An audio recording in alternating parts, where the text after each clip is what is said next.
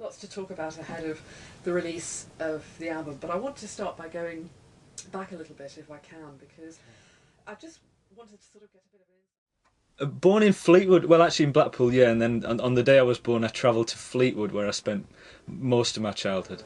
Alfred, Giovanni, Roncalli, Boe. Alf for short. Yeah. Do you mind if we stick to the Alfie? Alfie's fine. Thank you. It was quite interesting. I was 14 years old and needed a hobby. My mother said, so you need to get out of the house. So that's right.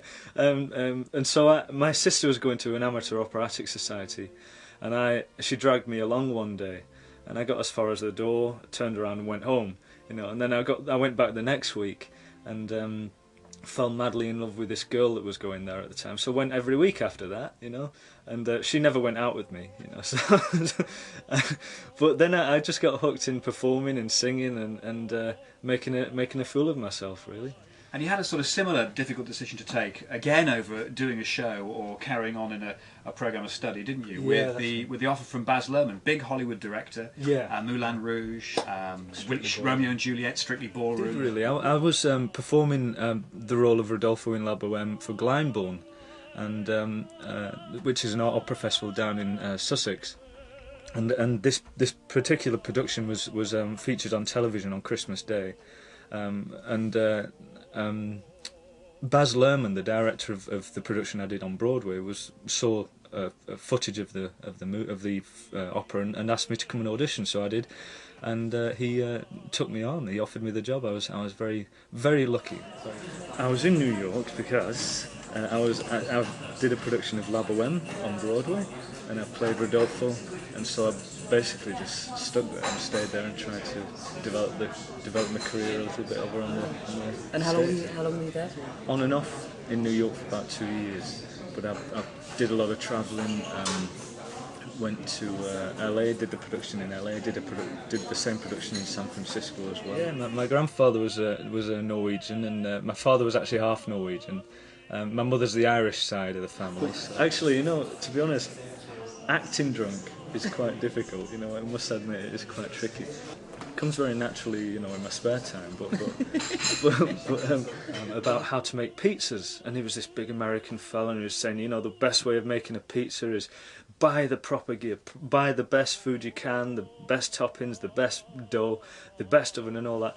And then I thought, oh, this guy must be one of the stage crew, and he had these combat pants on with army boots, and he had a small rat's tail, plaited rat's tail down the back of his neck, and then I went down on a break and saw this guy playing guitar on stage, and it was Don Everly. It was like, of the Everly Brothers, and I thought, wow, really cool. While I was singing around to record company after record company, I was like getting so disheartened with the whole thing, and trying to look for other options and different angles, different directions to go in. Well, I worked for Blackpool Opera House as stage crew, and there was a couple of nights where they called me in the evenings to do dressing room security, and I didn't know who I was going to be looking after that night, so I'd turn up, and one night it was the Pet Shop Boys, another night it was the Everly Brothers and Dwayne Eddy, and another night Tom Jones, and then this particular evening it was Shirley Bassey, and she was fascinating. It was really cool. Really. I am. I'm really into the westerns. I love every western. The old James Stewart movies, the Man Who Shot Liberty Valance, all those sort of movies. They always make me feel good. On a Sunday afternoon, flicking on a western after your Sunday dinner was always a good thing. Always a good memory as a kid. My favourite meal is steak and baked potatoes. I was working in a car factory at the time. When I was about 19, 20, I was polishing this car, and this guy behind me, whose car I was polishing, heard me singing. I was singing along to the radio, and he said, you have a good voice, you should try and take it up professionally. And I thought, well, why not? How do you do that, though? How do you do that? And he said, well, there's a production in London, a company in London doing called the Doyley Cart, putting on a production for the next national tour.